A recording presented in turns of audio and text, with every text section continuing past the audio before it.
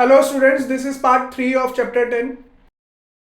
So first topic which we are going to discuss is portfolio building approach. तो देखिए mutual funds का stock selection का एक अपना क्राइटेरिया होता है, वो कंपनीज को आइडेंटिफाई करते हैं और जो कंपनीज के उनको अपॉर्चुनिटीज लगती है तब जाके वो पूरी थॉरो रिसर्च करके ड्यू डिलीजेंस करके फिर वो एक इन्वेस्टमेंट करते हैं. तो इस तरीके से उनकी दो अप्रोचेज रहती हैं, one is top down approach and another one is bottoms up approach. तो एक बारी व्हाइट बोर्ड पे देख लेते हैं कि दोनों अप्रोचेस के अंदर डिफरेंस क्या होता है. So approaches of mutual fund while selecting the stocks for potential investment. तो one is top down approach and another one is bottoms up. देखिए किसी भी अप्रोच के अंदर दो ही फैक्टर्स होते हैं, दो इंपॉर्टेंट लेवल्स होते हैं स्टडी करने के लिए. एक होता है मैक्रो एनालिसिस और दूसरा होता है micro analysis.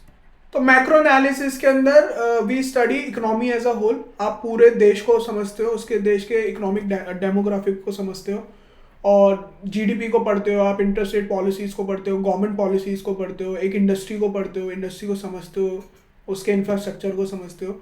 And when we are talking about micro analysis तो it only reflects the company.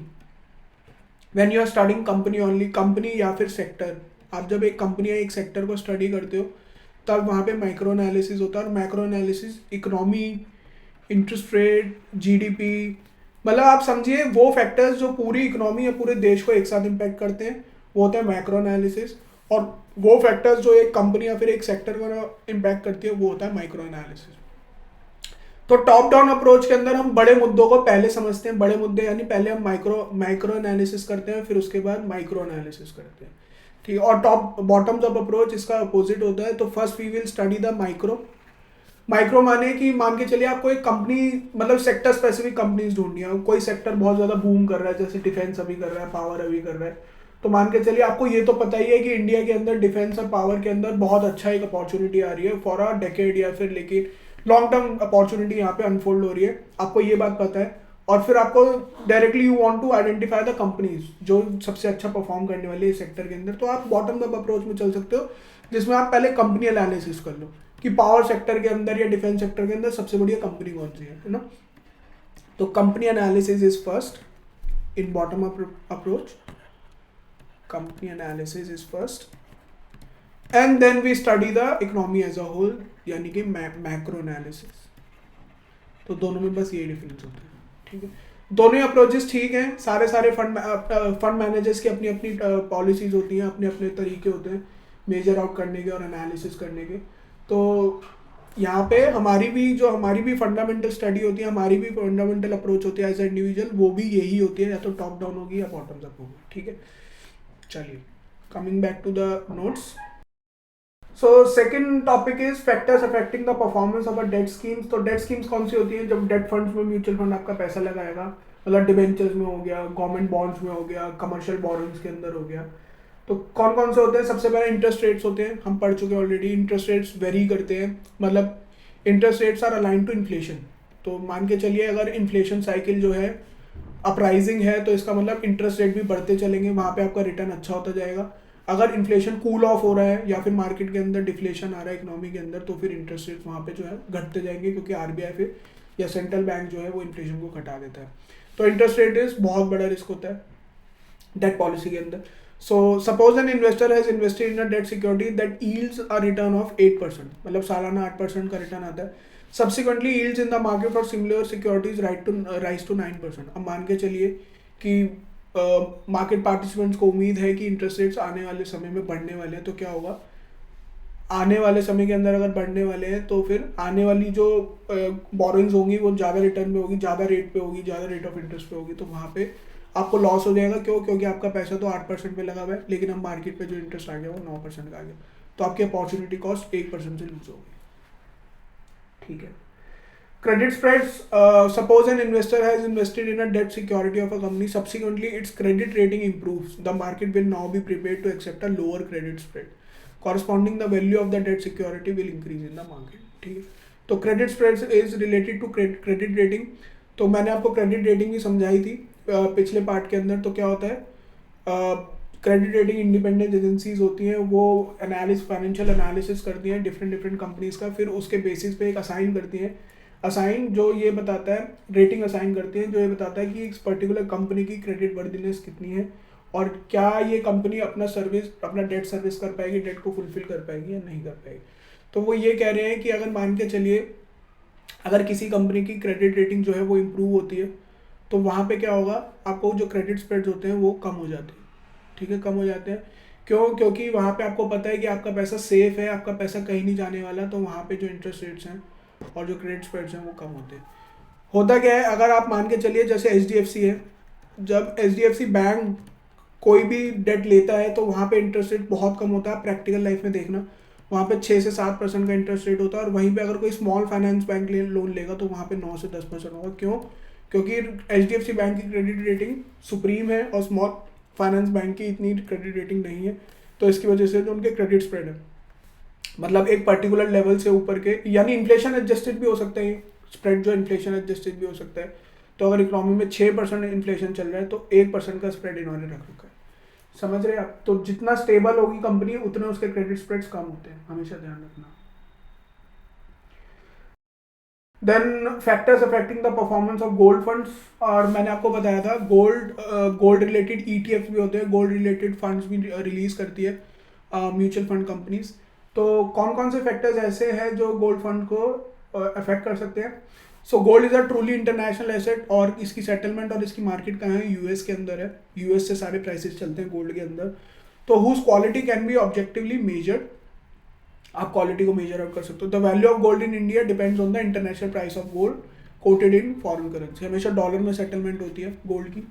So the exchange rate for converting the currency into Indian rupees and any duties on the import of the gold. तो India के अंदर gold की value कैसे निकलेगी? International price plus import duty plus conversion, currency conversion, है ना। तो हमारे लिए तो 83 रुपीज़ का तो डॉलर ही है, और मान के चलिए $2000 आउंस अभी चल रहा है गोल्ड, $2000 आउंस चल रहा है गोल्ड, तो उस पर इम्पोर्ट ड्यूटी लगेगी और 83 रुपीज़ के हिसाब से आपको लगाना पड़ेगा। तो इंडिया की वैल्यू आ जाती है, तो इंडिया में वो कुछ 63 या 64,000 रुपीज़ का बैठ जाता है पर 10 ग्राम।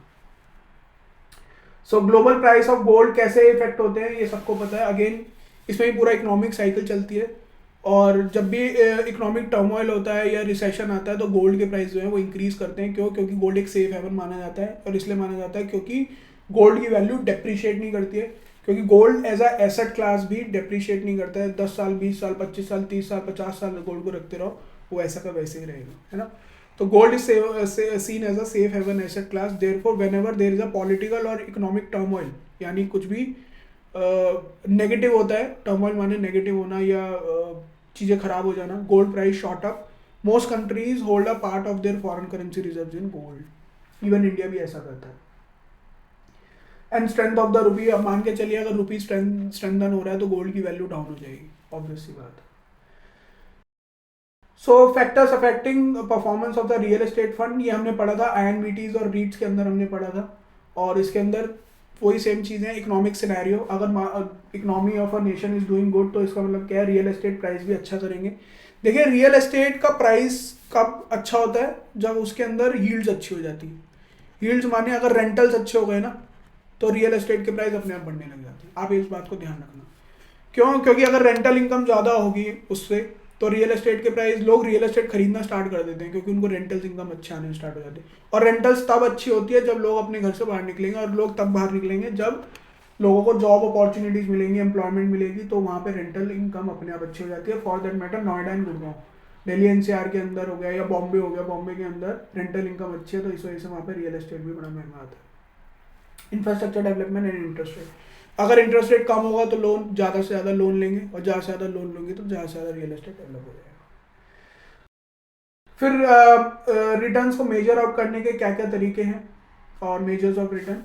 The return from an investor are calculated by comparing the cost paid to acquire the asset. Simple सी बात है, जितना आउटफ्लो करा है उसके हिसाब से हमें इनफ्लोस कितना हो रहा है।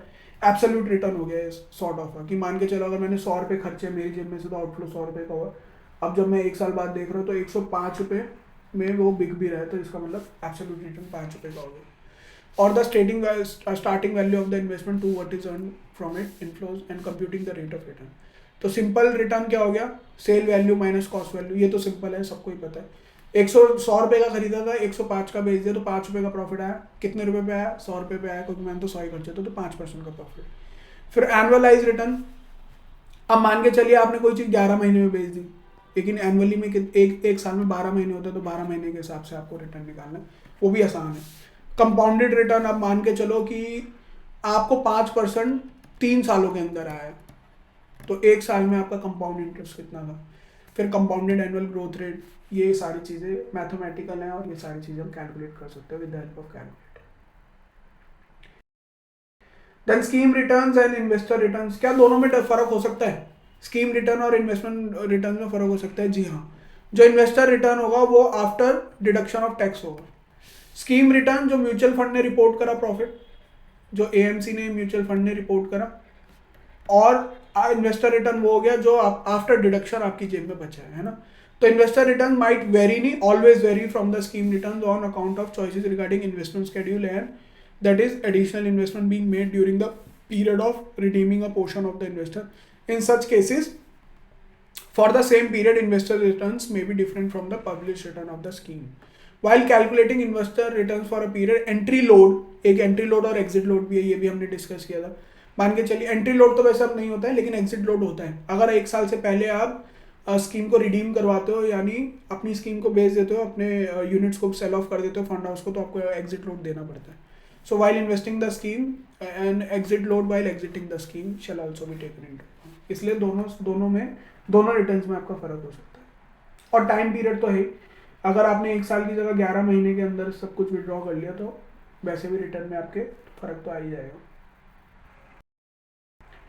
फिर प्रॉज एंड कॉन्स है of evaluating funds only on the basis of return performance. मतलब वो ये कह रहे हैं कि नफा नुकसान क्या है कि अगर आप केवल रिटर्न को देख के ही, मान के चलिए जैसे आप बैंक में कभी जाते हैं, म्यूचुअल फंड की बात करते हैं, तो वो आपके पास ना फंड की फैक्ट शीट रख देंगे कि मान के चलो 1 साल में इन्होंने जी 10% कमाया है, 5 साल में आप देखोगे तो इनका 9% आ रहा है, और 15 साल में देखोगे तो इनका आ रहा है 8%।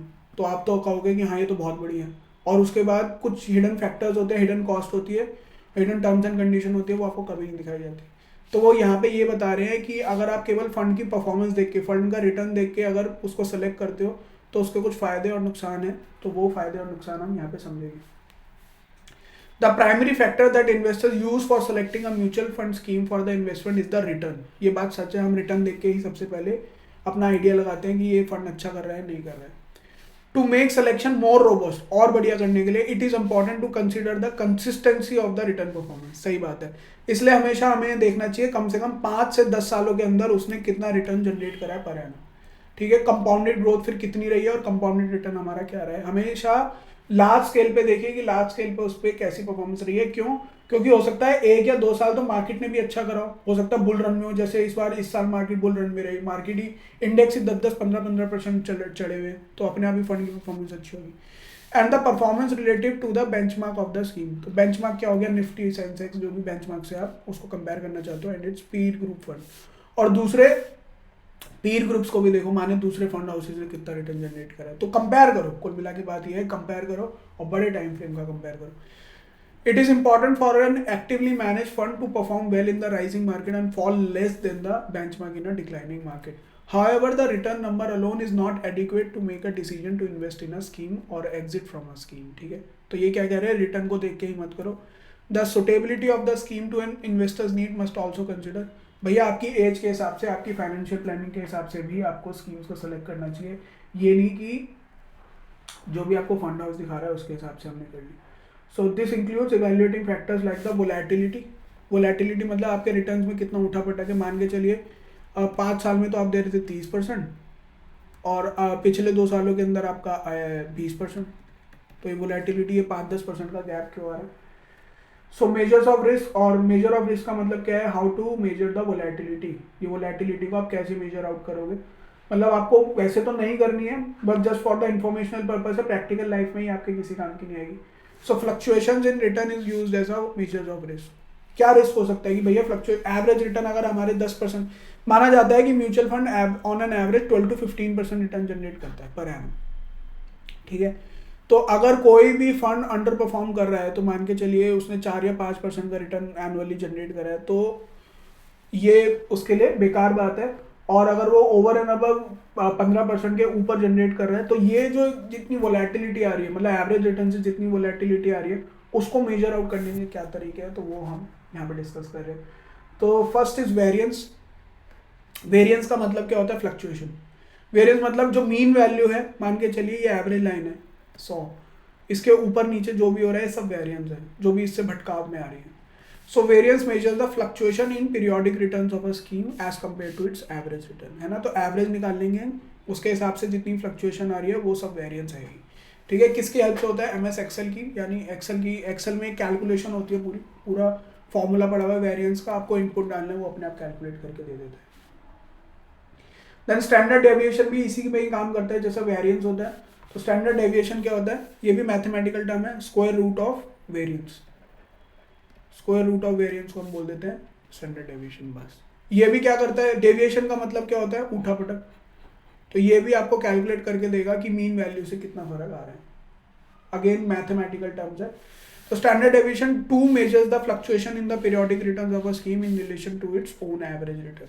Mathematically standard deviation is a square root of variance and standard deviation is a measure of total risk in an investment. Total risk कितना है? तो हम मान के चलिए अगर 10% की उठा पटक है तो स्टैंडर्ड डेविएशन भी आपका 10% के आसपास ही आएगा। Then there is a beta, और बीटा क्या होता है? बीटा होता है सिस्टमैटिक रिस्क। बीटा को हम बोलते हैं सिस्टमैटिक रिस्क। ऐसा रिस्क जिसको हम एलिमिनेट नहीं कर सकते, या फिर इसको मार्केट रिस्क भी बोलते हैं, जो पूरी मार्केट को एक साथ इंपैक्ट करता है। आप इसको अवॉइड नहीं कर सकते। आप इवन पोर्टफोलियो को डाइवर्सिफाई कर लोगे तो भी आप इसको अवॉइड नहीं कर पाओगे, क्योंकि एक मार्केट को एक साथ हिट करता है। जैसे पैंडेमिक का फॉल हो गया तो एक साथ फॉल, इन्फ्लेशन नंबर हो गया, RBI की पॉलिसी हो गई, तो ये मार्केट को एक साथ इंपैक्ट करेगा।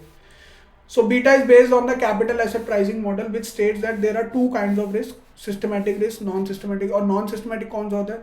तो सिस्टम जनरेटेड रिस्क होता है। मान के चलिए आपका वाईफाई खराब हो गया, मतलब जिसको आप अवॉइड कर सकते हो एट एनी कॉस्ट, या फिर किसी सेक्टर के अंदर डाउनफॉल है लेकिन दूसरा सेक्टर बढ़िया कर रहा है। और जो नॉन सिस्टमैटिक रिस्क है, इसको हम डाइवर्सिफिकेशन के लिए, पोर्टफोलियो डाइवर्सिफिकेशन से आप इसको एलिमिनेट कर सकते हैं। So beta measures the fluctuation in periodic returns in a scheme as compared to fluctuation in periodic returns of a diversified stock index. So diversified क्यों किया जाता है? क्योंकि 2 तरीके के रिस्क है, एक सिस्टमैटिक, एक नॉन सिस्टमैटिक। तो थ्रू डाइवर्सिफिकेशन आप नॉन सिस्टमैटिक रिस्क को एलिमिनेट कर दोगे, तो आपकी जिंदगी में एक रिस्क तो खत्म हो गया। मान के चलिए एक सेक्टर में रिस्क आ रहा है तो दूसरा सेक्टर अपने आप मूव करेगा, लेकिन नॉन सिस्टमैटिक रिस्क को आपको नहीं कर पाओगे एलिमिनेट। तो ये जो CAPM है वो ये बता रहा है कि सिस्टमैटिक रिस्क जो आपने लिया है, सिस्टमैटिक रिस्क जो हम अज्यूम करते हैं बाय इन्वेस्टिंग इन इक्विटीज, उसको रिस्क को अज्यूम करने के लिए हमें कितना एक्स्ट्रा प्रीमियम या कितना एक्स्ट्रा रिटर्न हमें मिलता है। क्यों? क्योंकि FDs के अंदर, RDs के अंदर या गवर्नमेंट बॉन्ड के अंदर तो हम रिस्क लेते ही नहीं है, चाहे सिस्टमैटिक और नॉन सिस्टमैटिक, कोई रिस्क है ही नहीं। क्यों? क्योंकि परफॉर्मेंस हमें पता है होनी है, पैसा हमारा आना है। लेकिन इक्विटीज के अंदर सिस्टमैटिक रिस्क होता है। तो वो सिस्टमैटिक रिस्क के लिए आप जो रिस्क एज्यूम कर रहे हो उसके लिए आपको कितना प्रीमियम मिल रहा है, कितना एक्स्ट्रा रिटर्न मिल रहा है ओवर FD या ओवर योर अपॉर्चुनिटी का, वो बीटा मेजर आउट करता है। ठीक है, तो कैपिटल एसेट प्राइसिंग मॉडल में हमें यही पढ़ना है। उसके बाद मॉडिफाइड ड्यूरेशन ये है कि मान के चलिए आम तौर पे किसी भी डेट फंड की जो मैच्योरिटी होती है वो 3 से 5 साल होती है। ठीक है, 3 से 5 साल होती है। अगर मान के चलिए ये मैच्योरिटी डेट को हमने, रिडेम्पशन ईयर को हमने 10 साल कर दिया, 5 से 10 साल कर दिया, तो क्या आपको नहीं लगता कि इंटरेस्ट रेट साइकिल्स जो है वो बहुत, इंटरेस्ट रेट्स भी अपने आप बढ़ते रहते घटते रहते हैं, लेकिन इतना फ्रीक्वेंट नहीं होता। अगर कोई इकोनॉमिक चेंज होता है, मेजर इकोनॉमिक चेंज आता है, उसके हिसाब से जो सेंट्रल बैंक है वो इंटरेस्ट रेट्स को वेरी करता है according to the economic condition. तो आप मान के चलिए अगर 5 से 10 साल है, तो 5 से 10 साल के अंदर, तो एक डेकेड के अंदर तो इकोनॉमी सिचुएशन वैसे ही चेंज हो जाती है, सेक्टर्स चेंज हो जाते हैं, बहुत रोटेशन होती है इकोनॉमी के अंदर, पैसा सर्कुलेट करता है तरीके बहुत डिफरेंट वेज के अंदर। तो जितना बड़ा साइकिल होगा इंटरेस्ट रेट उतने ही वेरी करेंगे, और जितना इंटरेस्ट रेट वेरी करेंगे उतने आपको डेट फंड में प्रॉब्लम आती है। बस यही मॉडिफाइड ड्यूरेशन है। तो मॉडिफाइड ड्यूरेशन क्या कहता है? The modified duration measures the sensitivity of value of a debt security to change in interest rate. ठीक है, हायर द मॉडिफाइड ड्यूरेशन, आप जितना ड्यूरेशन मॉडिफाई होगी, जितना ड्यूरेशन के अंदर वोलेटिलिटी होगी, higher is the interest rate sensitive risk in the debt fund. Simple. अगर देखिए मैच्योरिटी का पीरियड बहुत कम होगा, अगर जो डेट सिक्योरिटी है वो बहुत कम समय के लिए, उसका जो टेन्योर है बहुत कम होगा, 3 साल या 3 साल से कम होगा, तो वहाँ पे इंटरेस्ट रेट इतना मैटर नहीं करेगा। क्यों?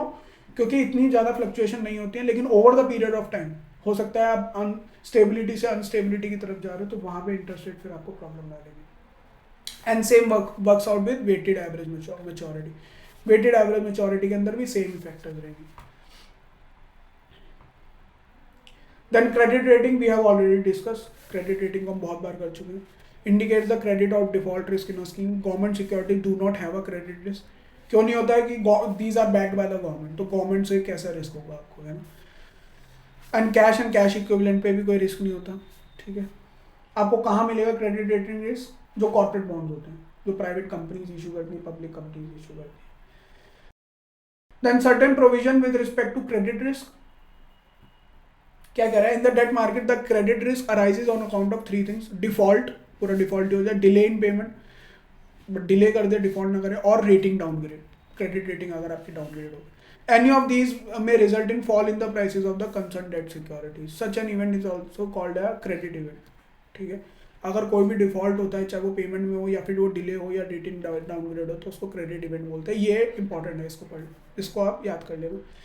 सो whenever a credit event happens it may lead to reduction in the prices या फिर in the trading volume of the respective paper या फिर respective debt security. In such a case, mutual funds may come under stress, and if a large part of the scheme is redeemed, in order to reduce the impact of such risk, SEBI has allowed 2 provisions. SEBI ने 2 provision बताए कि अगर यहाँ पे आपको impact को कम करना है अपने म्यूचुअल फंड की परफॉर्मेंस में, तो आप 2 चीज़ें कर सकते हो। तो नंबर 1 है गेटिंग और restriction on redemption in mutual fund. आप इसके अंदर क्या कर सकते हो कि जो इन्वेस्टर है वो अपना पैसा जो है वो रिडीम नहीं कर सकता ऐसी स्कीम से। क्या मतलब है? To protect the interest of the investor the following requirement should be observe before restricting the redemption.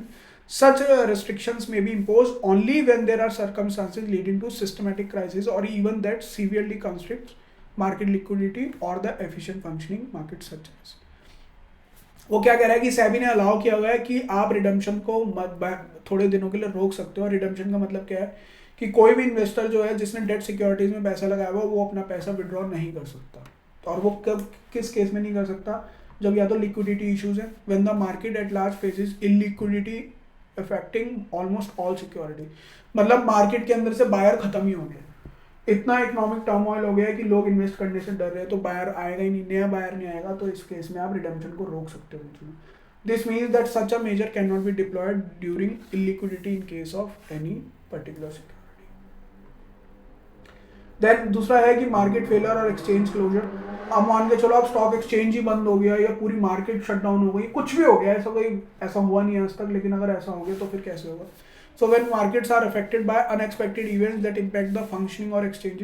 मान के चलिए मुंबई में बहुत बारिश हो गई, स्टॉक एक्सचेंज के सर्वर्स खराब हो गए और ऐसी कोई दिक्कत आ गई या बाढ़ आ गया या भूकंप आ गया, तो उसके केस के अंदर भी आपको ये आप रोक सकते हो। Then operational issues. When exceptional circumstances are caused by force majeure or unpredictable operational problems and technical failures, such cases can only be considered if they are reasonably unpredicted and occurred despite appropriate diligence of third parties. ठीक है। Then दूसरा है कि segregated portfolio और side pocketing, ये भी हमने discuss कर चुके हैं। तो सेग्रीगेटेड पोर्टफोलियो क्या होता है कि जो म्यूचुअल फंड का जोन सी स्कीम का जोन सा इन्वेस्टमेंट वाला पार्ट है वो बेकार कर रहा है। मान के चलिए 100 करोड़ का फंड था, 80 करोड़ एक जगह था, 20 करोड़ एक जगह था। तो ये जो 20 करोड़ वाला जो फंड था ना, ये अंडर परफॉर्म कर रहा था। अंडर परफॉर्म क्यों कर रहा था? क्योंकि इन्होंने जहाँ पे पैसा लगाया था वहाँ पे डिफॉल्ट हो गया। अब अगर यहाँ पे डिफॉल्ट हो गया तो इसकी वैल्यू डाउन होती जाएगी, 20 करोड़ वाले फंड की वैल्यू डाउन होगी। लेकिन अब म्यूचुअल फंड वाले क्या चलाकी चलते हैं, वो ये कहते हैं कि भैया अगर इसकी 20 करोड़ की वैल्यू डाउन हो जाएगी तो 80 करोड़ पे भी इम्पैक्ट आएगा। क्यों? क्योंकि पूरे फंड पे फिर जो रिटर्न है ना वो घटता जाएगा। तो वो क्या करते हैं, 80 करोड़ का फंड अलग कर देते हैं और 20 करोड़ का फंड अलग करते हैं, यानी डीमर्जर कर देते हैं, स्कीम को ही डीमर्ज कर देते हैं।